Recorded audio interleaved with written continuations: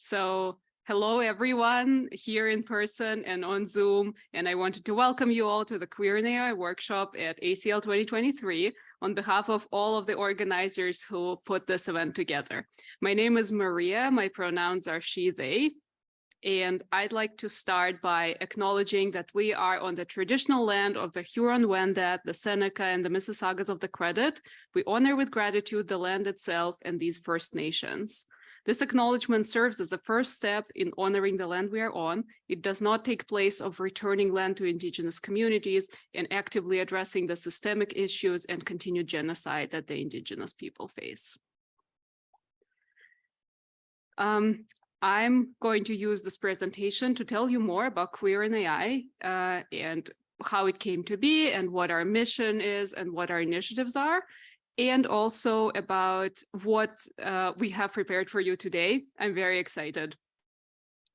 So before we dive in, I wanted to go over some rules. So one of the big rules is please do not take pictures or record anything or take screenshots.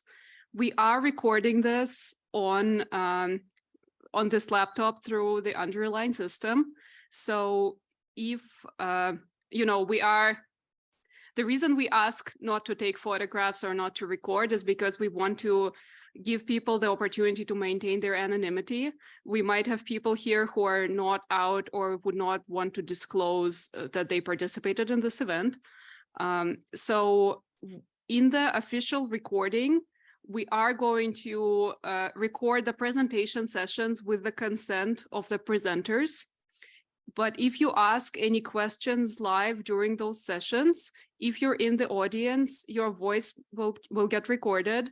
And if you're on Zoom, your voice and your face or username will come on screen. So if you would like to ask a question without that happening, if you're on Zoom, please type it in chat and one of the organizers will read it aloud. And if you're here, you can come up to Shane. He's sitting there in the back of the room. And you can give him your question and he will say it in the mic over here. We ask everyone here to follow the Queer in AI Code of Conduct and comply with the ACL anti-harassment policy. And I'm going to give you an overview of our Code of Conduct in just a second now. And if there are any unsafe incidents, if you would like to report any harassment, you can email our safety team at safe@queerinai.org.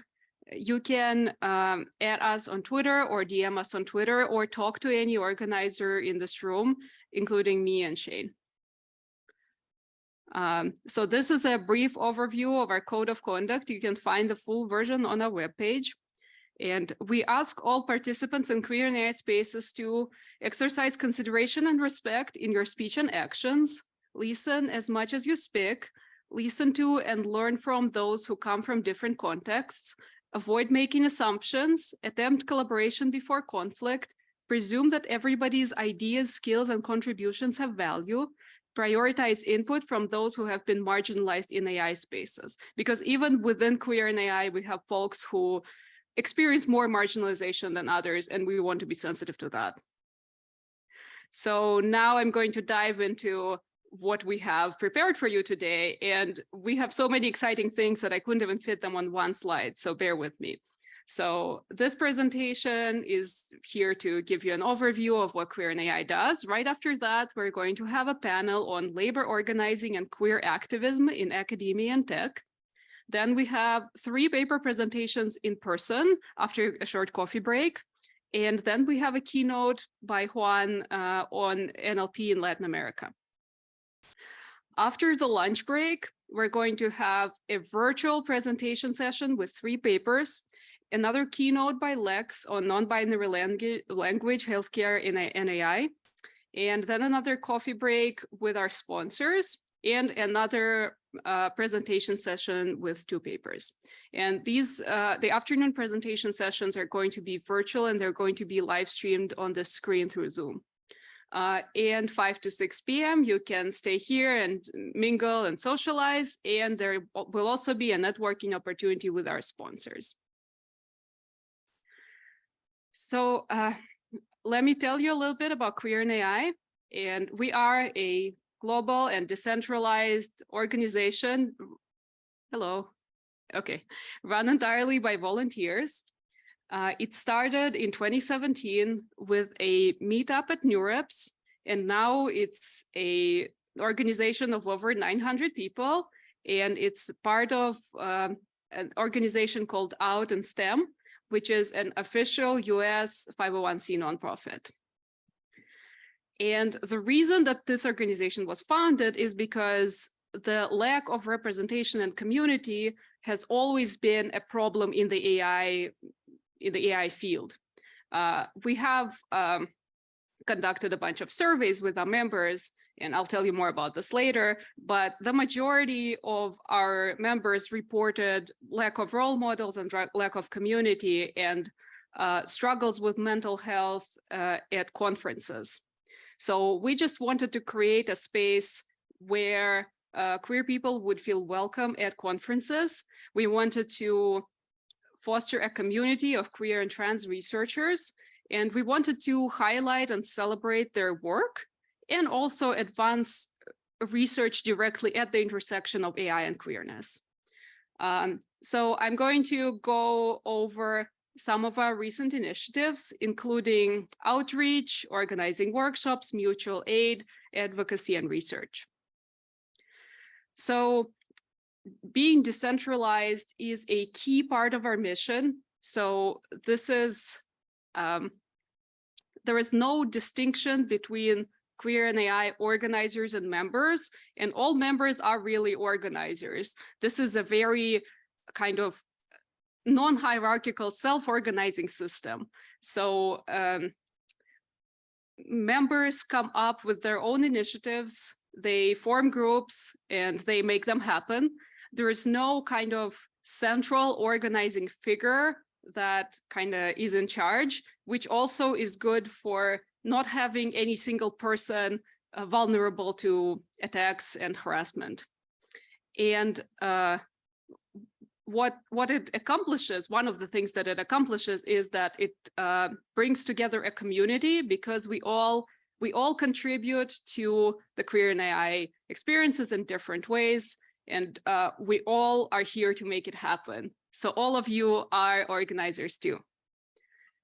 The organizing itself is flexible, so we have people from all over the world, we have people in very different circumstances, so there's no kind of fixed way to contribute to our initiatives. Our main channel of communication is Slack. So we have over 900 people there right now, and we have a bunch of channels where, you know, for each new initiative, you can just create a new one. And it's good that it makes the communication asynchronous, because as I said, we have people in all kinds of different time zones. And it's also good because we get a more diverse set of organizers this way, you know, in terms of gender identities and sexuality and where they're from and what their ethnicities are, and even their academic field. So of course, the diversity of the organizer pool can still be improved, but you know, we've made some progress on that.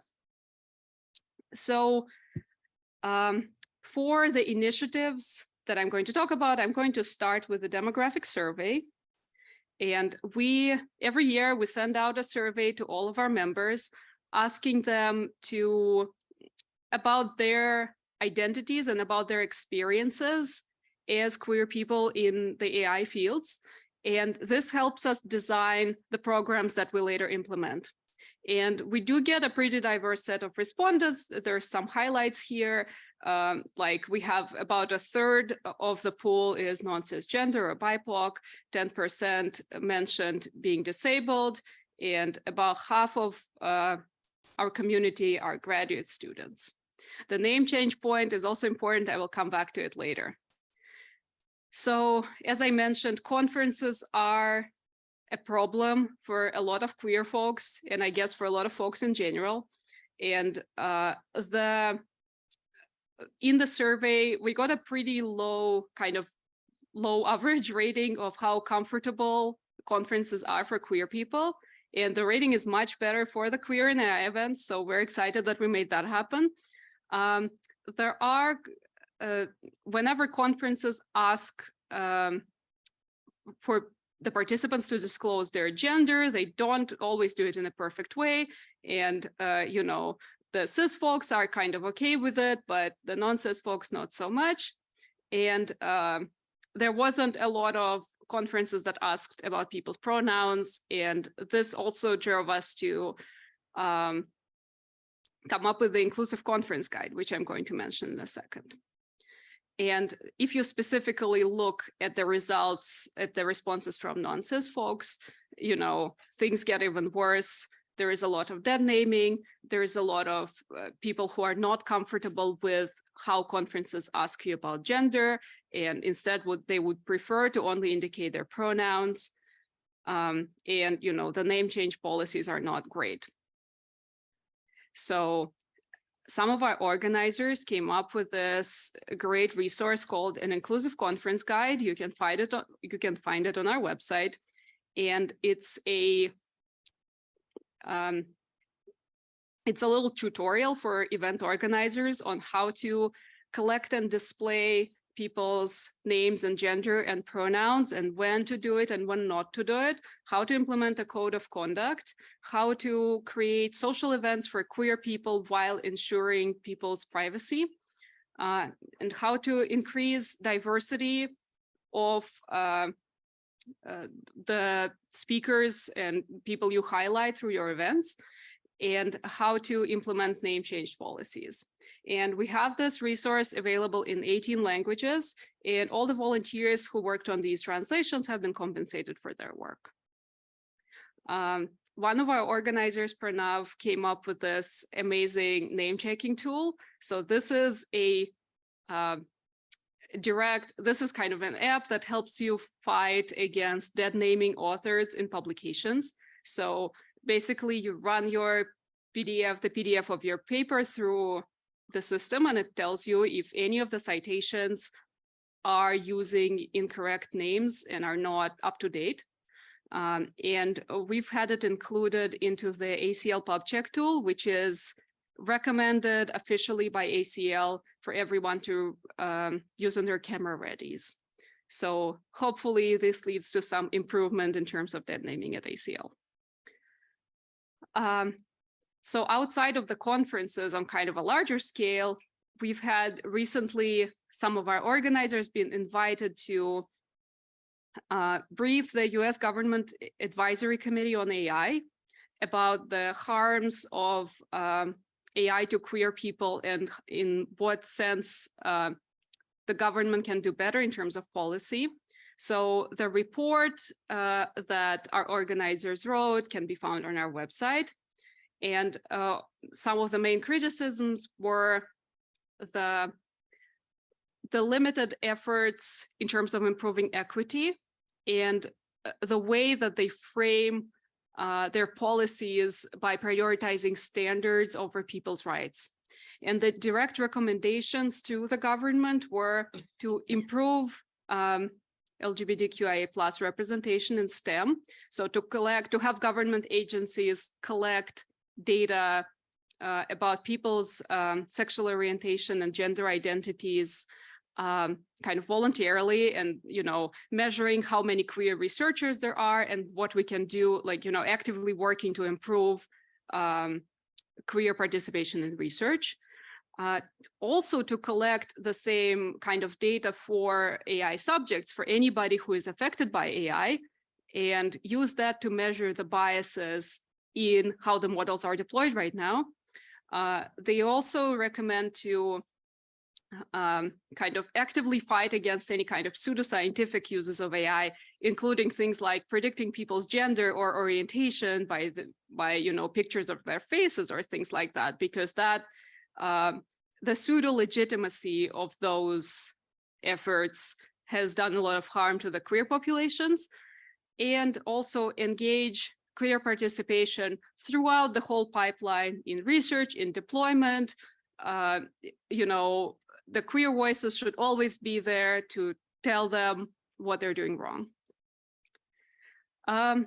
So we also have a few mutual aid programs. I'm not going to spend too much on this, but this one is the program that's designed to help people apply to graduate school or medical schools in all of STEM fields. So this is not just about the AI field. And this program is running in collaboration with our parent organization, OSTEM. So, you have to, in many countries, in North America, you have to pay a lot to apply to graduate school. Not everybody can afford that, especially people from countries that are not as, where the economy is not, well off as in the US. You also, there's also a lot of marginalized people who cannot afford to do it, and queer people too. So we're supporting people by reimbursing their application fees and test fees for things like GRE and TOEFL, up to $1,250 per person. And this year we scaled back a little bit. We distributed about 40,000 on helping people apply to graduate school. And the money for this comes from our sponsors and from the OSTEM budget, but is also supported in a big way by community donations. We also used to have the emergency assistance program available, which is a separate thing, but I'll get back to that in a second. And these are some testimonials from people who benefited from our graduate application aid program, and they, they consented to have them shared publicly. And a lot of them said that, this helped them not only apply to more graduate schools and maximize their chances of being admitted, but also, sometimes avoid having to, not be able to pay rent or buy groceries. So this is a really important effort in not just improving diversity in academia, but also just, helping people get through things. We also have a mentorship program, which is connecting applicants to people in their field and providing feedback on their application materials like CVs or statements of purpose. And applicants can say what they want in a mentor, so both in terms of kind of area of expertise and in terms of identity. We always need more mentors, and we always need a more diverse set of mentors in terms of areas of expertise, because we get people from all over STEM. So consider signing up. This would help our program a lot. We did have the emergency aid program during the pandemic that helped people, with any kind of crisis. This would not have to be related to any kind of specific type of expenses like graduate school. It did, and we also have a scholarship program, again, together with OSTEM, that helps cover at least some parts of the tuition to queer students. And a lot of the money that we use for those programs comes from the queer and AI community, so directly from members. So we would really appreciate any donations. Of course, we would want to not rely on donations, but it costs a lot of money and we do run out pretty fast. So let me say a few words about our research. So I'm going to spotlight 3 things here. So this is our most recent one. This is a paper that we submitted to FACT about, So we submitted a paper to FACT about our organization and kind of what we learned throughout the years and why the organization was founded. So basically all of the stuff that I've been talking to you about just now, and also kind of the role about queer and AI in participatory research and advice to other organizations like this. And this is a 50-author paper, and we actually had more people contributing, but because they wished to remain anonymous, we could not put them on the author list. And here is a picture of some of our organizers co-presenting at FACT and receiving their best paper award. So yes, this is I cannot stop bragging about this. All right, and we also had at FACT 2022, we had an interactive session on collaboratively developing evaluation frameworks for harms to queer populations from AI. So the focus of that was to gather people's perspectives on how to measure and how to recognize these harms, and design frameworks on, for understanding what they mean. And there's also a very interesting report on risk management in AI from a queer perspective. This work has been highlighted at our workshop at NeurIPS 2021, and it shares our vision for what trustworthy AI systems would be like. And it argues for centering the development on AI systems around grassroots organizations like ours that directly give voice to marginalized groups. I am not involved in any of this initiative, so this is outside of my area of expertise, but if you have any questions, you can go on our website, or I can connect you with the people who are directly involved in this. And we do have a bunch of workshops and social events like this one at many AI and ML and NLP and robotics conferences. And we even had CogSci once, and hopefully not the last time. And sometimes we have socials, and sometimes we have workshops like this that involve, panels and keynote talks and highlighting people's work. And the topics of the panels, I have some examples here. So we have, sometimes we have talks about more global issues like faculty and queerness or immigration and queerness. And sometimes we have things that are directly connected to the topic of the conference, like last year at NACL, we had non-binary representation in language technologies or gender as a variable in NLP. And the main reason why we wanted the workshops to happen is because we want to highlight your papers. We want to give visibility to all of your amazing work. And you can submit your research contribution in kind of a traditional way. So it could be, a workshop paper as you usually imagine it, but it can also be poetry or art or music. I don't think we've gotten any TikToks yet, but we do encourage that. So today we're going to present mainly, we're going to share the kind of the more traditional research papers, but at NeurIPS, for example, where our workshop has been happening for longer, we have received poetry, I think pieces of art as well, I'm not sure. And there's, you can submit papers in other languages too, if you wish. We try to be really open to kind of what kind of work people submit and what kind of backgrounds they have. So we don't want to be gatekeeping this in any way. So we're going to have a workshop at NeurIPS and another one at ICML this year. And we're planning a bunch of socials. I'm not 100% sure where those are going to be. I think IROS is one of them. But, you can stay in touch with us, and, stuff will be on our website. So this is our second full-on workshop at an NLP conference. And our first workshop at the main ACL conference. And we have 8 papers today, which I'm really excited about. I feel like we always get really great, presentations at those workshops, but this is I'm just so happy. And I'm really looking forward to hearing from all of you about this work. I'd like to thank our sponsors, Apple, Microsoft, and Google DeepMind, and you'll have a chance to interact with them later today.